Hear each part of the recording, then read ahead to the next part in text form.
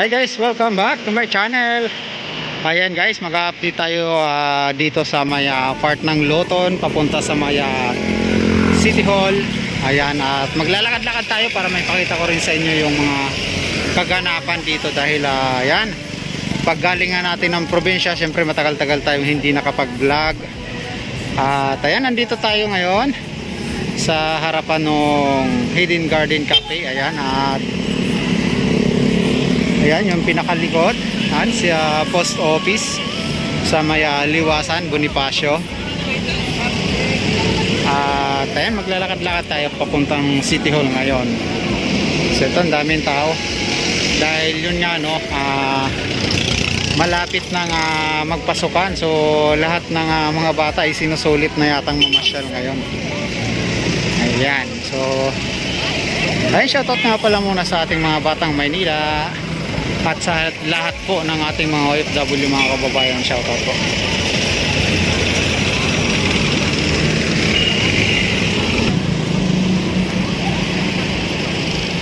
So yun, nandito na tayo sa loob ng Hidden Garden Cafe. Dadaan tayo rito. Ayan yung coffee shop. Ayan yung Hidden Garden Cafe, sa mga gustong magkape-kape dyan. At ang ganda rito sa loob.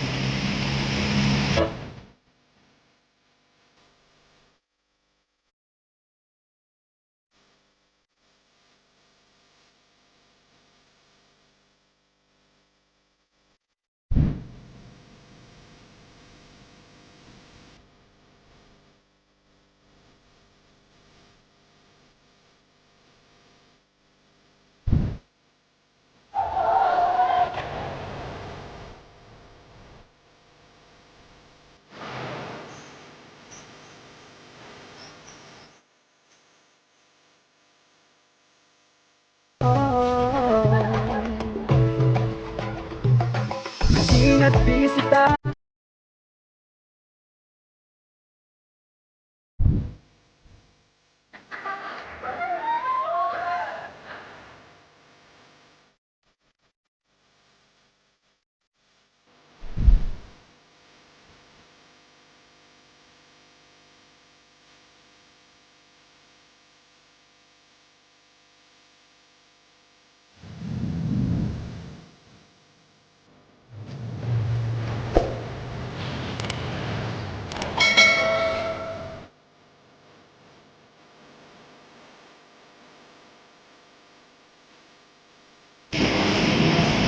So yan, makikita naman natin malinis. Di ko lang alam doon sa taas, di natin alam kung meron bang mga ano dyan, street dwellers. So meron nga. Ayun, may mga tubig pa na stock. So dito tayo lalabas sa papuntang Quiapo at saka SM Manila. Ayan, papunta tayo ng City Hall. So yun, nakalabas na tayo. At natandaan nyo guys, ito yung basurahan na napakaganda. Ayan, so basurahan nya ng Metropolitan Theater. So ikot tayo dito sa Metropolitan Theater. Ayan.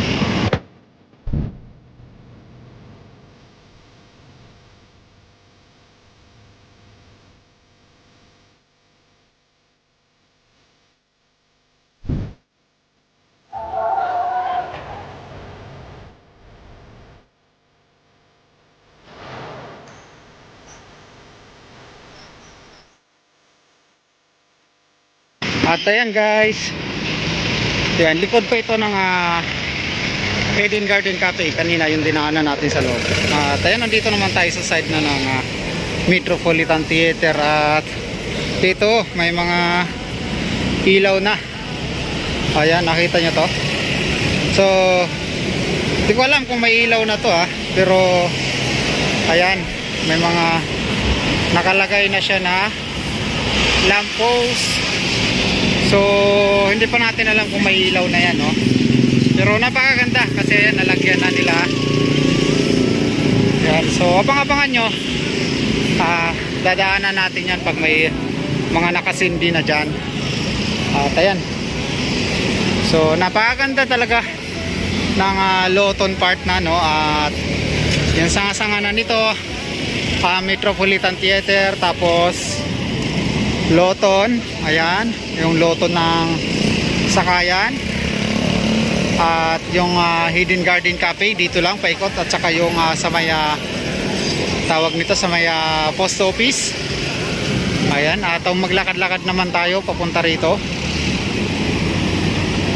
So makikita naman natin dito yung Arroceros Park.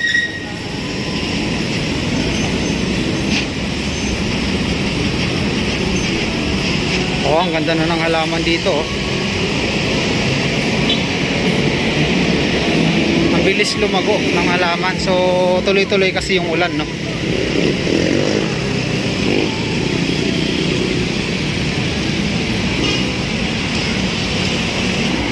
So ayan, makikita naman natin dito guys yung pinaka pangalan ng Arroceros Forest Park. Ayan, so yung paakyat ng Quezon Bridge, at makikita nyo to dito. So napakaganda.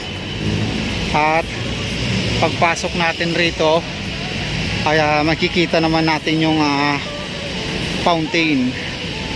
Ayan, yung fountain, at saka dito yung pinaka ano niya, upuan na napakagandang tingnan. Ayan, so parang pinaka balcony niya dito sa part na to, para nakaharap kayo sa may fountain.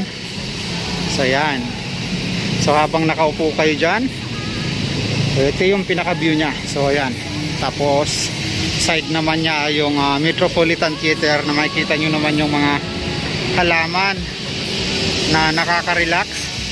Ayan, at may mga anahaw. So at dito pa sa part na to, meron ding pangalan ng I Love Arroceros Park. So ayan, so napakaganda guys, dahil sobrang liwanag. At ayan, tuloy-tuloy yung kalinisan dito.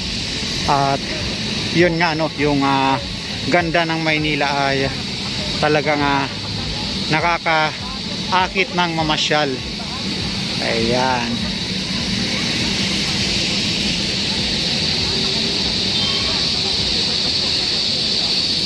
Sa sunod na lang, at babalitaan ko kayo sa loob ng Arroceros Park. Yan, kasi ang nagsara yata. So yun, hanggang dito na lang tayo.